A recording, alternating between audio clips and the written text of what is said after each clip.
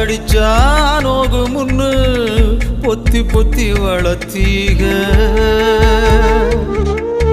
கருப்பசாமி கண்ண குத்து முன்னு சோறுட்டி வளர்த்தீக. ஊரு கண்ணு பட்டுரு முன்னு சுத்தி சுத்தி போட்டீக. கையாலாகாத பிள்ளைய பெத்து கண்ணீரை வெட்டீக.